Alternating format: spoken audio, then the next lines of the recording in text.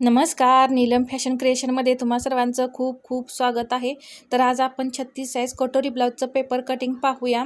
तर मी या इथे मापे लिहून दिलेली आहे, तुम्ही या इथे मापे सर्व पाहू शकता. तर या इथे पहा, उंची आपण 14.5 इंच घेणार आहे. तयार उंची ब्लाऊजवर 13.5 इंच आहे आणि छाती आहे 36, तर त्याचा चौथा भाग येतो 9 आणि त्यामध्ये मी 1.5 इंच शिलाई मार्जिन घेतलेलं आहे. बाकीची सर्व मापे आपण नेहमीप्रमाणे घेतो त्याप्रमाणे घेतलेली आहेत. तर या इथे पहा, पेपर घेतलेला आहे, डबल फोल्डमध्ये घ्यायचा आहे. नेहमी आपण डबलमध्येच घेतो आणि आपला पुढचा आणि मागचा भाग बरोबरीने निघतो. तर या इथे पूर्ण उंची 13.5, तर त्यामध्ये मी 1 इंच मिक्स करून 14.5 इंचावरती मार्किंग करणार आहे. तर या इथे मी 14.5 इंचावरती असं मार्किंग केलेलं आहे. ही झाली आपली ब्लाऊजची उंची. अजून एकदा 14.5 इंचावरती मार्किंग करून घेऊया आणि तिथे एक लाईन आखून घेऊया.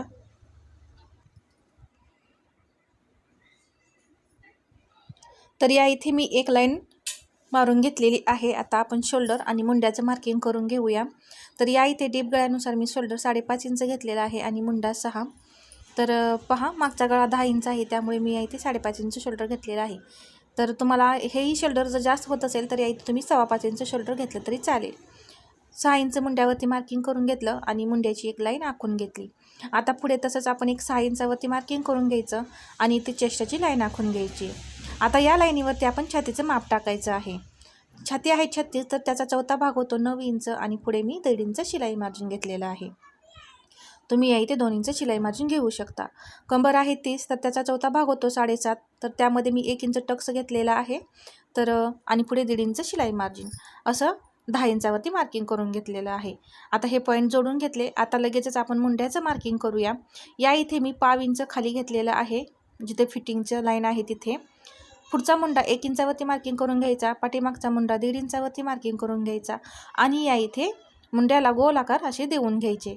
आणि आपण फिटिंगच्या ज्या रेषा मारलेल्या आहेत तिथे आपण खाली 1.5 इंच घेतलेला आहे, तिथे नेहून जोडायचं आहे अशा पद्धतीने, म्हणजे मुंड्यामध्ये घोळ येत नाही. प्रत्येक ब्लाऊजसाठी आपल्याला हे करायचं आहे, म्हणजे मुंड्यामध्ये काही प्रॉब्लेम तुम्हाला येणार नाही. आता या इथे पहा, आपण गळा रुंदी घेऊया. मागील गळा 10 आहे, तर या इथे मी गळा रुंदी 2.25 इंच घेतली.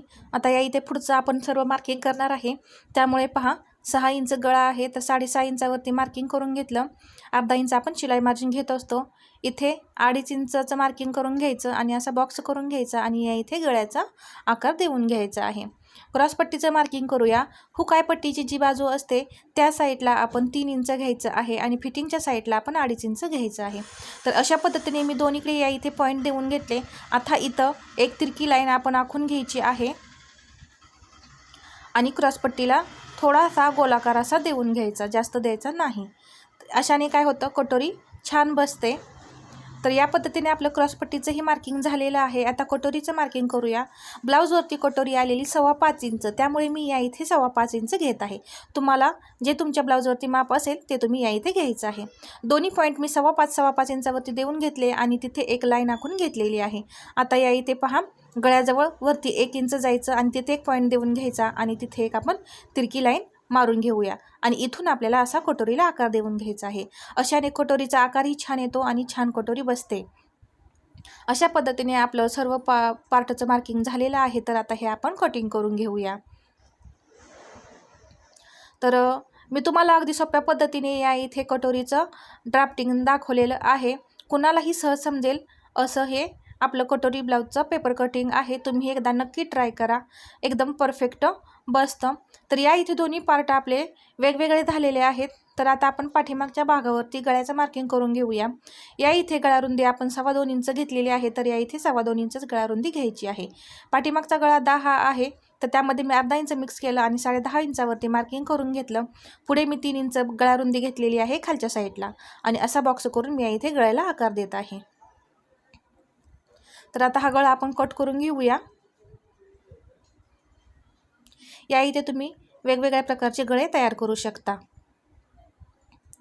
पाठीमागचा भाग आपला तयार झाला. आता फ्रंट पार्टचं कटिंग करूया. या इथे आता आपण सर्वात पहिल्यांदा क्रॉसपट्टी वेगळी करून घेऊ आणि मुंड्याचा आकार कट करायला विसरायचं नाही. या इथे पुढच्या मुंड्याचा आकार कट करायचा आहे. लगेचच गळ्याचं कटिंग करून घेऊया आणि त्यानंतर आपल्याला कटोरी सेपरेट करायची आहे। आणि ही जी मूळ कटोरी निघते त्या मूळ कटोरीपासून आपल्याला वाढीव कटोरी तयार करायची असते। तर 36 साईजची मूळ कटोरी कशी तयार करायची हे पाहूया। तर हे 3 पार्ट आपले फ्रंट पार्टचे तयार झाले। आता वाढीव कटोरी तयार करून घेऊया। त्यासाठी एक असा पेपर घ्यायचा आहे आणि त्यावरती जी ही मूळ कटोरी आहे ती आहे अशी ठेवून ड्रॉ करून घ्यायची आहे। तर या इथे पहा आपली कटोरी ड्रॉ करून झालेली आहे। आता ही कटोरी वाढवायची कशी पहा, दोन्ही साईडला आपण 1.5 इंचाने ही कटोरी वाढवणार आहे। तर हुकाय पट्टी आहे त्या साईडला 1.5 इंच घेतलं आणि इकडेही 1.5 इंच शिलाई मार्जिन घेतलेलं आहे। आता या इथे पाव इंच आणि वरती अर्धा इंच असं शिलाई मार्जिन घ्यायचं आहे आणि या इथे कटोरीला आकार देऊन घ्यायचा। या इथे तिरकं पट्टीने जोडून घ्यायचं आणि जी वाढलेली कटोरी आहे त्याचा मध्य करायचा आहे। तर अशा पद्धतीने मी टेप दुमडला आणि या इथे आपण 1.5 इंच घेणार आहे आणि आता हे पॉईंट जोडून घेऊया। अशा पद्धतीने आपली वाढीव कटोरी तयार होते। तर किती परफेक्ट असा आकार आपल्या कटोरीचा आलेला आहे तुम्ही या इथे पाहू शकता। तर हे आता आपण कटिंग करून घेऊया।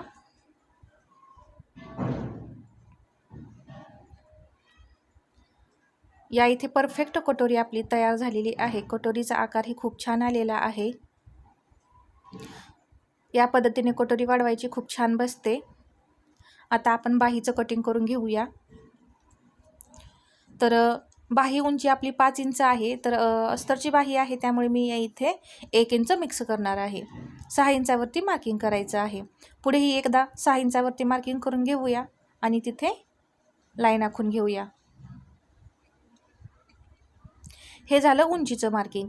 आता बाहीची रुंदी काढायची आहे, छातीचा चौथा भाग करायचा आणि सरळ सरळ मार्किंग करून घ्यायचं आहे। 9 इंचावरती या इथे मी पॉईंट देऊन घेतले आणि या इथे रेषा आखून घेतली। आता मुंडा खोली कॅप हाईट घ्यायची आहे 3 इंच। तर या इथे मी नेहमीप्रमाणे जशी बाही कटिंग करते त्याप्रमाणे मी या इथे कटिंग करणार आहे। या इथे बाही रुंदीचा मध्य करून घ्यायचा आणि तिथून एक सरळ रेष आखून घ्यायची आणि याचे आपल्याला 3 पार्ट करायचे आहेत। या इथे 1 ते 1.25 इंच घ्यायचं। इथे 1.5 इंच शिलाई मार्जिन आहे तर या इथे ते 1.5 इंच शिलाई मार्जिन घ्यायचं आहे। आणि या इथे पहा जे 1 इंचाचं मार्किंग केलेलं आहे तिथून आपल्याला या इथे बाहीला आकार द्यायला चालू करायचं आहे आणि 1 इंचाचं मार्किंग केलेलं आहे तिथूनच मी बाहीचा पुढचाही आकार देऊन घेतलेला आहे। या इथे पानाचा आकार आपला तयार झालेला आहे। दंडघेर आहे 6 इंच, त्याच्या पुढे आपण 1.5 इंच शिलाई मार्जिन घेऊया आणि हे आपण पॉईंट जोडून घेऊया। तर या इथे आपलं बाहीचं ड्राफ्टिंग हे परफेक्ट तयार झालेलं आहे। यामध्ये काही प्रॉब्लेम येत नाही आणि आता हे आपण कट करून घेऊया। तर लगेचच आपण पुढचा जो आकार आहे तोही कट करून घ्यायचा आहे अशा पद्धतीने।